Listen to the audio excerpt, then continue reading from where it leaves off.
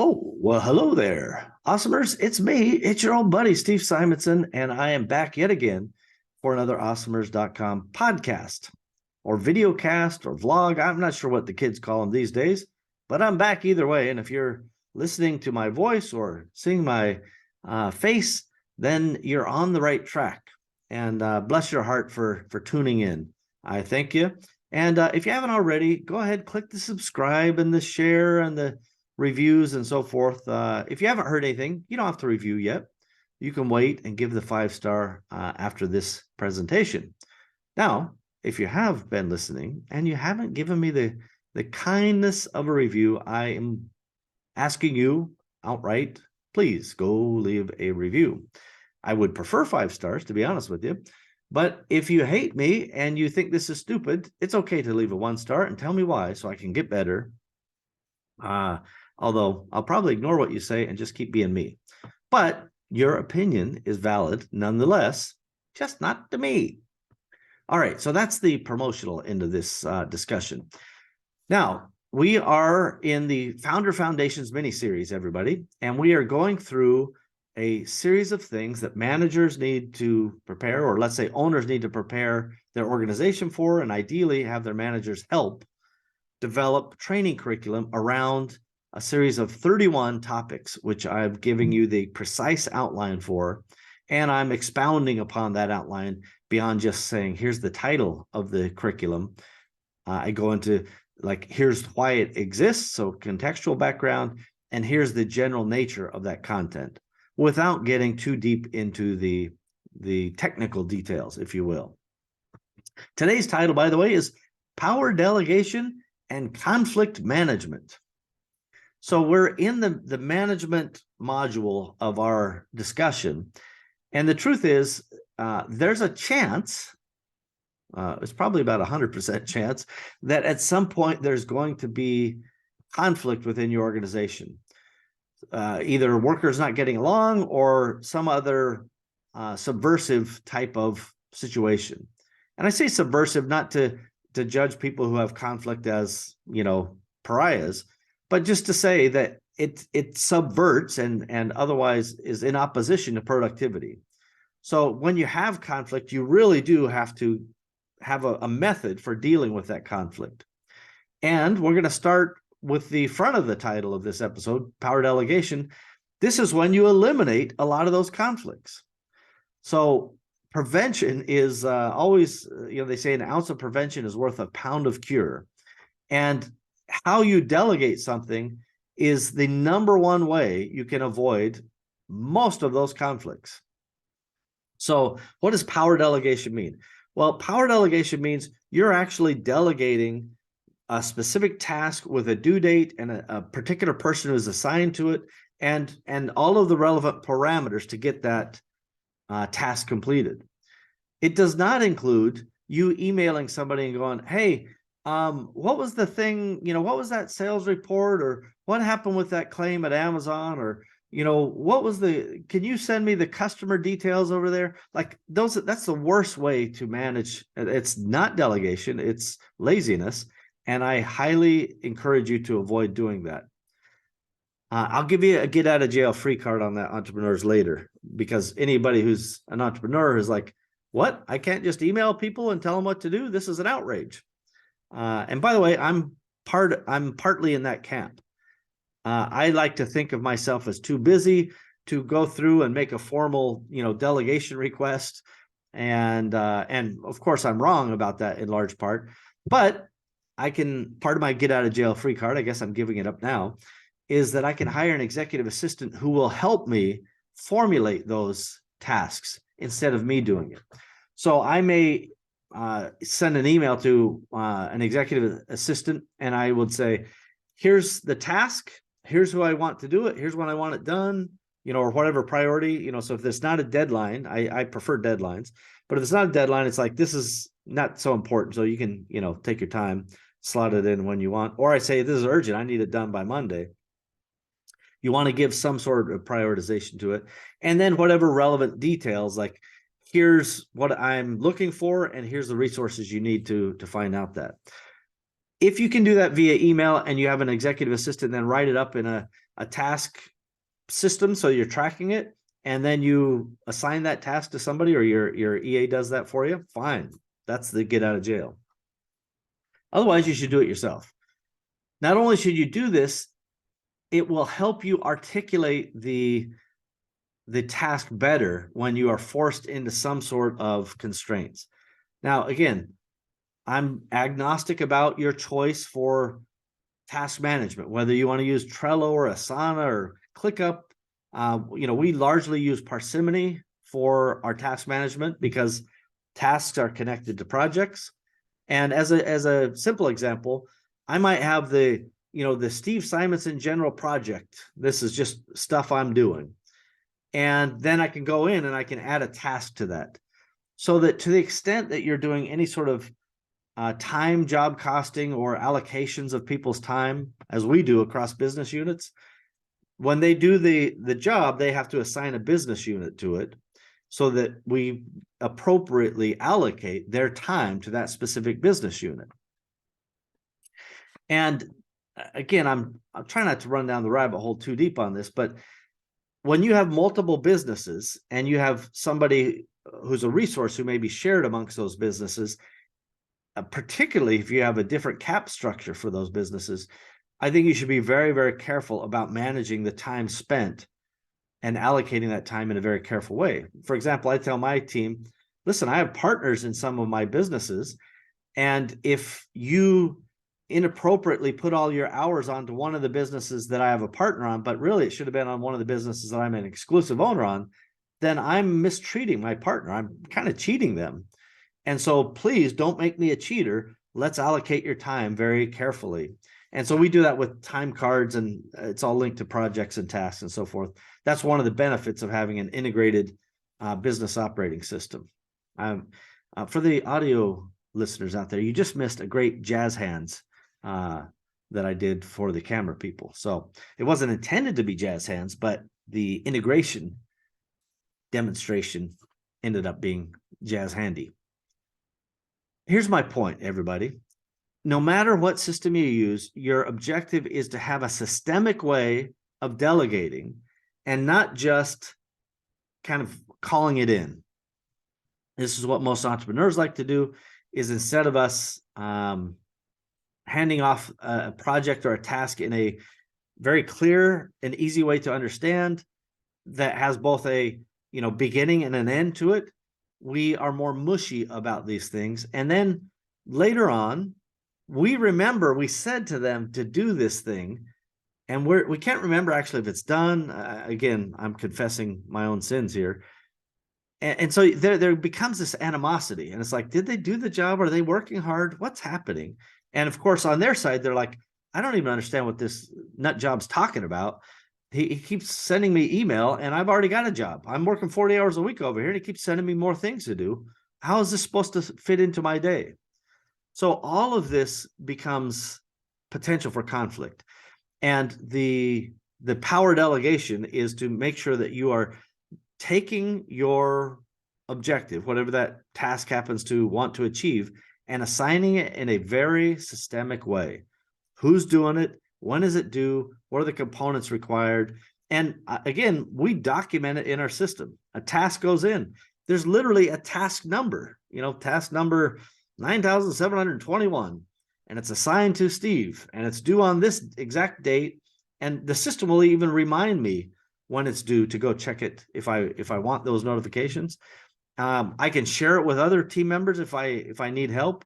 There can be subtasks to that task. So maybe I need to get this thing done, but I need 3 other subtasks to be completed by others, and I can go assign those to those people. And then when they're done, I can then wrap up my task.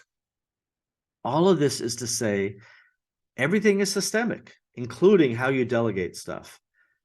In a prior episode, I mentioned and reinforced the book review episode I did on the 1 Minute Manager Meets the Monkey. It is on the Awesomers podcast series. Go back and listen to that. I highly recommend you understand the principles of delegation. That's the book. And then the power delegation is the practice of actually doing it. right? How you delegate, how you interact with your people. This is going to take out 80% of your conflict to begin with, because now there's no gray area. Some people love the gray area, and those are people you want to get out of your company. But the people who don't like the gray area and are forced to live in the gray area because of your bad management practices, or let's just say the management practices not being well defined within your organization, that's you creating a gray area and creating consternation amongst your team. Not good for anybody. And not only does it make them less effective and less efficient, it makes them less happy. One of the management tools we use here, I'll probably talk about it a little more in depth in our next and final episode, is, we call it the Wednesday weekly wins, where we just we do that, where we ask people to share their wins. There's another tool that we ask people to contribute to, and it's called the Pulse Report, and we just email them a simple type form, and it's like, scale of 1 to 10, how happy are you? Scale of 1 to 10, how productive you think you were? Scale of 1 to 10, how good at system usage were you? And we go through 5 or 6. We can add more questions if we want, but our objective is just to in 60 seconds or less let them just tell us how they feel, and that way the managers can look and go, well, gosh, so and so is usually a 10 on working with others, or an 8, or whatever their normal benchmark is, and now they're a 6. I should investigate and figure out what's happening here, because finding conflicts early is your surest way of quashing those conflicts. So what happens when you get conflict management? Again, you're going to find conflicts are inevitable, and ideally your team will be able to work these things out themselves, and even when there's conflict, that there's a way of dealing with it. But prevention being the number one key. We've talked about delegation. Now let's talk about values. Very early on, we went into a discussion about your own personal why, the company's strategic objective, and within that, there's an additional area we could have done about company values. Obviously, in 31 days, I can't do everything that a company needs to do, but I'm trying to cover the big picture. But a little primer on company values is like, what do you believe? This applies to how people interact with each other. So, as an example, I'm going to use the empowery.com. If you go to the empowery.com/about-us, you can see about the company. And instead of the trite, silly mission statements, we believe in doing, good for the world, and high price, or low price, high service, all that nonsense that is really just hollow, and nobody believes it and nobody cares about it. We want to say what we believe, right? So we say we believe in winning. We believe in the golden rule, right? Do unto others as you would have them do unto you. We believe in long-term relationships. We believe that we're better together. We believe that entrepreneurs are changing the world for the better. We believe in putting our name on everything we do. We believe in entrepreneurs making the world a better place. And we believe a winning strategy is a prerequisite to success. We believe in honoring our commitments without exception. We believe in people, which includes our members, meaning in empowering shareholding members, our team, people who work for us, and our partners who are related to the business. We believe in doing the right thing, even when nobody is looking, right? So that is another prevention, because when you have a conflict, you have to, assuming that you or somebody in HR is trying to be the referee, you start asking questions like, well, do you believe that we're better together? Do you believe in long-term relationships? So whatever this conflict is, we know we can get through it. Is everybody on board with that? And, people are quick to say, yeah, I'm not the problem, they are. And so then you say, well, we put our name on everything we do. Did you put your name on this interaction? And you'll often find people start to get a little squeamish at this stage, where they're like, well, I probably could have handled this better, or, maybe I shouldn't have sent the email that way, or perhaps even, well, I sent the email, but the tone that they read it in was not the tone that I wrote it in. And then they start a little dialogue, and they break through whatever their issues or conflicts are. And I have watched this again. This happens in every organization, and you either being unaware of it or oblivious to it or somehow just ignoring it and hoping it'll go away is not going to solve the problem. So having a process to delegate well and then reduce and resolve conflicts is really, really important from a management perspective. And maybe you just assume that this is not useful to you based on the fact that you haven't had to deal with it. And I would just say, well, that's probably a little naive, and you'll just have to, remember this later if it doesn't make sense now, because at some point you'll go, oh, ding, that little bell will ring, and you go, old Steve was right. My old buddy Steve was right.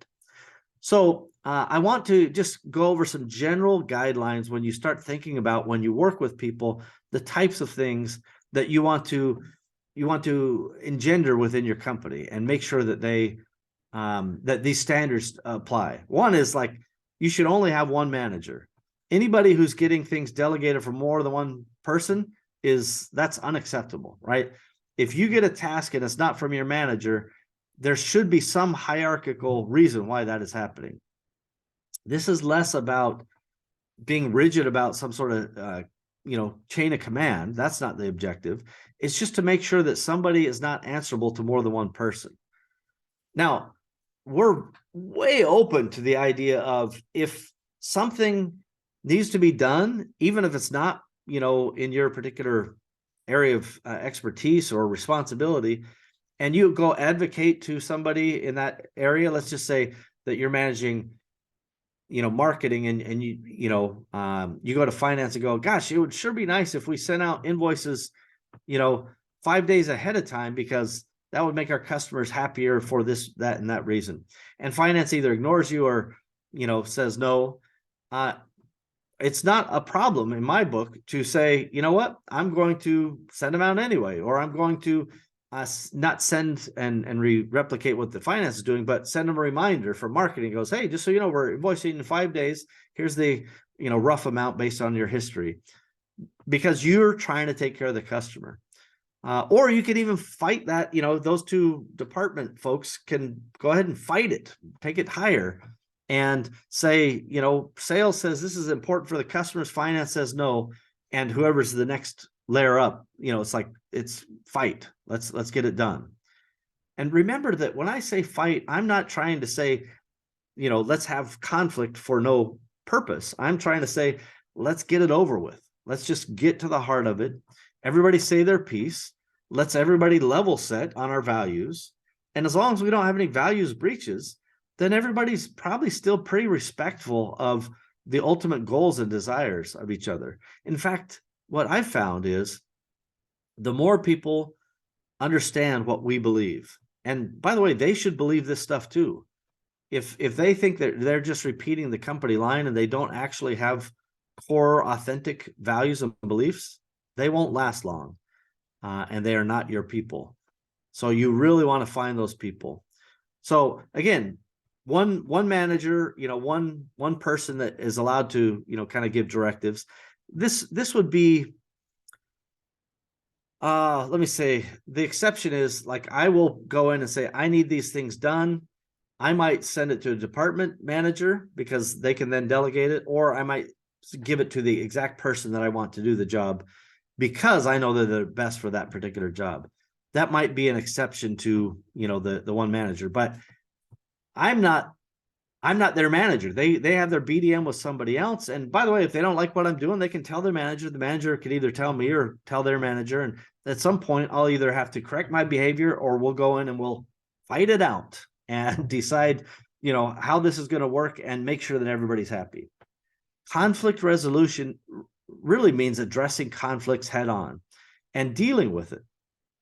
And I'll give you a very quick story. I may have talked about this before on the podcast, but not so long ago, I had 3 departments, and one of the departments was doing something that 2 of the other departments thought was wrong, or I don't remember even what the precise issue was, to be honest with you.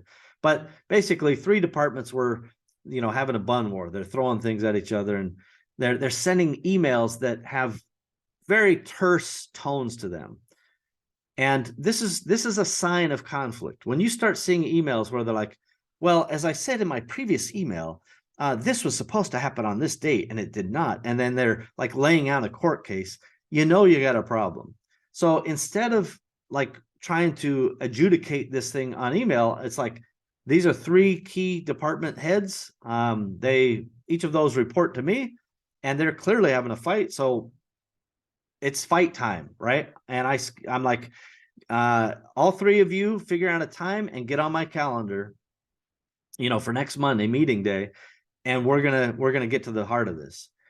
Now, in hindsight, if we were doing a kind of behind the scenes tour, all of them panicked when they got that email, because not because I'm mean or yell or anything like that, but it's just their natural reaction is, oh crap, we just thought we were sending emails out and stating our case. And even if we were doing it kind of in a jerky way, we just thought that would be the end of it. And we would say, we're right, you're wrong. And we would just move on with our lives. We didn't know this was going to be a whole thing. And I'm actually stepping up and saying, no, we're having a meeting because I don't want it to be a thing. So I'm actually trying to eliminate and quash the conflict. So we have the meeting, and I start the meeting by saying, hey, just to be clear, nobody's in trouble. There's no issue here, except I'm trying to understand why we have this, what seems to be argument happening via email.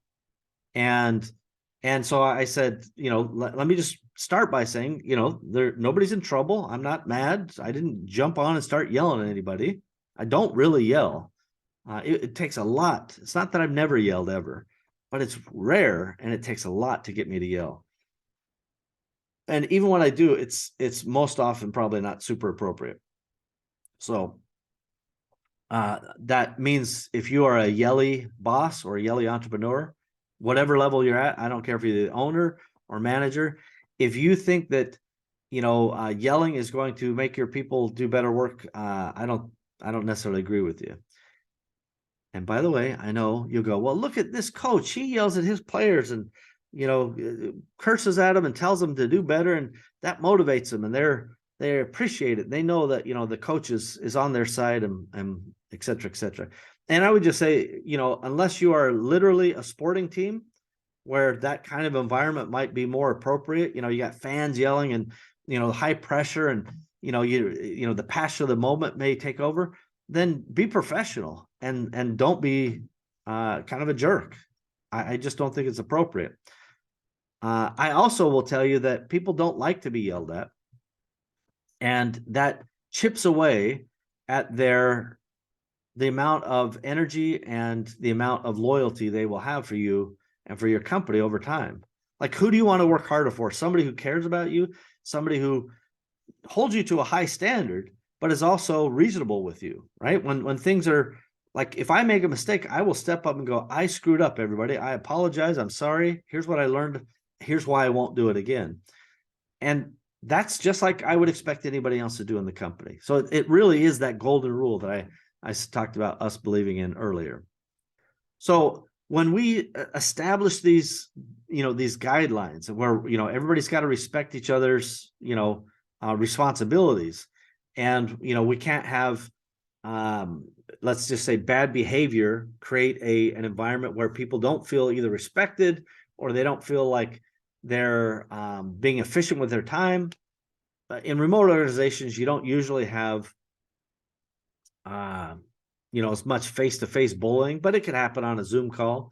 And any of that stuff, you have to immediately just step in and shut it down, and make sure that you really do understand that conflict, while inevitable, can be resolved. The faster you deal with it, the better, right? You should do the hardest things first, always. That's a core Awesomers lesson. Take whatever the hardest thing you have to do for the week and do it the very first hour of the very first day you're working. And that includes resolving conflicts. Don't let it fester. Don't let it go on. It will never be better by waiting, despite our wish to procrastinate. By the way, any things that would be considered exceptions to a system, it's important that you consider, who's responsible for something, and then again, blame the system. Like, what went wrong in our system that produced this negative outcome? How do we avoid it in the future? Who's taking responsibility to adjust the SOPs or to otherwise modify the system so that we can avoid this in the future? Everybody's taking whatever appropriate monkeys. And then it's like, and what date do we check back to make sure this is all working? We're going to do it 60 days from now. And because it's all in a document, right? All of these things can be documented in your system, and a date can be set to remind you. The date that pops up, and let's say you have a meeting or just even a cursory review. You don't even have to have a meeting. You can just look at it and go, all right, did they get these tasks done? Are there any comments in this? Yeah, everything looks good. It's all done. You don't have to think about it anymore. And contextually, you're right back to where you became or where you came from and what created that situation because of the documentation that exists. And all of these documents can live in whatever system you have. They don't have to be hard documents. In fact, I don't even think of them as documents. They're just data tables, right? A task is a table of data. Here's the task, here's the date, here's who is assigned, and here's the responsibilities. And the task might relate to a project, and there may be other similar data tables that you have. So however you want to think about it, know that delegating correctly will prevent a ton of conflict. But when you inevitably do find a conflict between team members, you must squash it. And then once you, assuming that you have to get involved in it, like the story I gave you earlier, then you remind your leadership team and say, now, next time you guys face a situation like this, don't start with the accusatory emails or the things that could be taken out of context. Get on the phone, have a face-to-face Zoom call, cameras on. None of this no camera on stuff where people can be doodling or watching a video or whatever else and not paying any attention. Cameras on.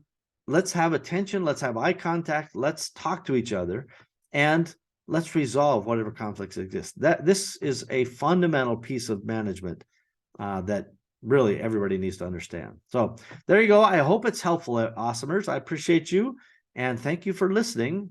We're out for right now, but we'll be back soon. Bye, everybody.